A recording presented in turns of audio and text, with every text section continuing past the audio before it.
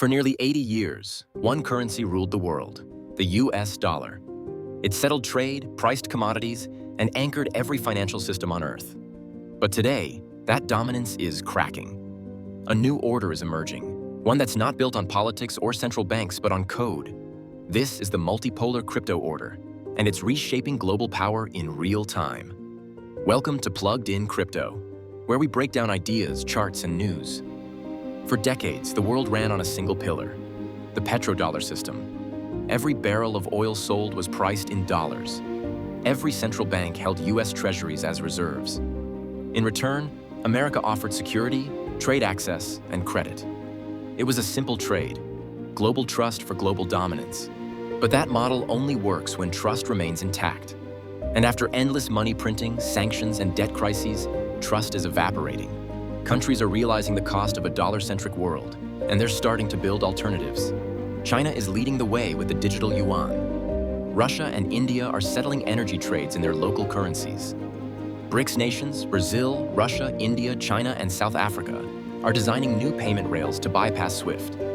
And in the background, something unexpected is happening. They're not just rejecting the dollar, they're experimenting with crypto rails. The first crack came with sanctions. When Russia was cut off from global payments, every other nation took note. If the world's 11th largest economy could be locked out overnight, no one's reserves were truly safe. The dollar stopped being a neutral asset and became a geopolitical weapon. The second crack came from debt. In 2025, global debt crossed $300 trillion. $36 trillion belongs to the US alone. That debt weakens the very foundation of dollar trust. Foreign buyers are no longer eager to fund American deficits. China has reduced its treasury holdings to the lowest level in 15 years. And the third crack came from technology. For the first time in history, we can move money outside the traditional system entirely, using crypto. No middlemen, no clearinghouses, no permission. Bitcoin, stablecoins, and decentralized payment rails now compete directly with the banking layer that the dollar once controlled. Around the world, we're watching the formation of parallel monetary networks. In Latin America and Africa, people use USDT and USDC more than their own currencies.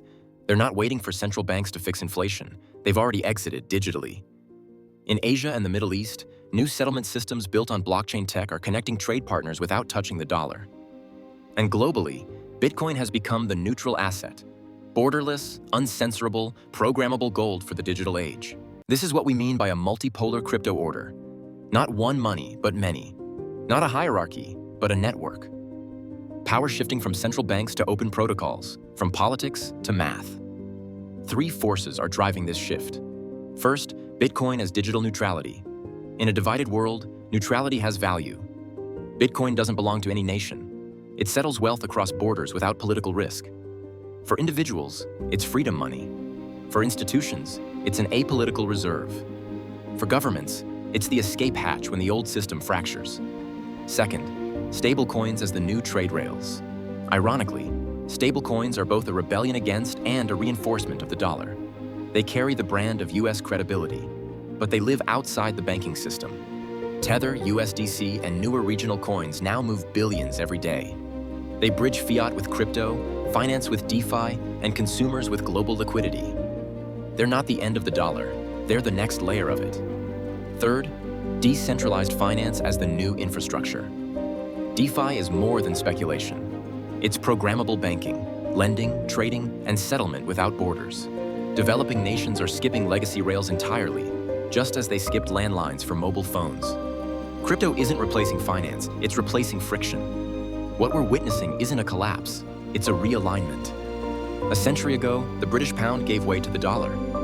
Now, the dollar is giving way to something far more distributed. Instead of one reserve currency, we'll have a network of interoperable assets, fiat, stablecoins, and crypto, coexisting and competing. In this new world, financial influence won't come from controlling the printing press. It will come from controlling liquidity networks. Whichever system moves value fastest, cheapest, and freest wins. That's why this shift is inevitable. The internet made information free. Crypto is making money free.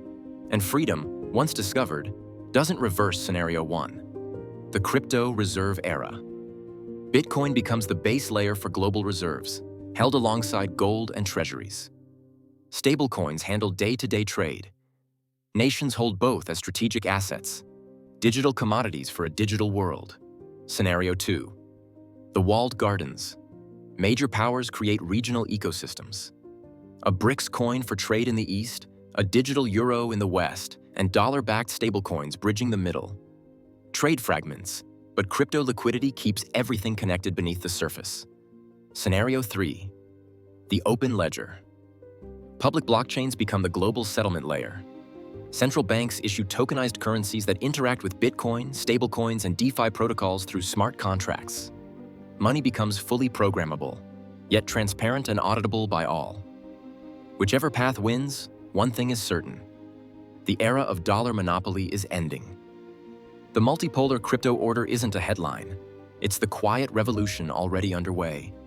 From Buenos Aires to Lagos, from Dubai to Singapore, people are opting out of fragile currencies and into open systems. They're not waiting for permission. They're building alternatives. Bitcoin, stablecoins, and blockchain rails are forming the new plumbing of global finance. It's not the end of the dollar.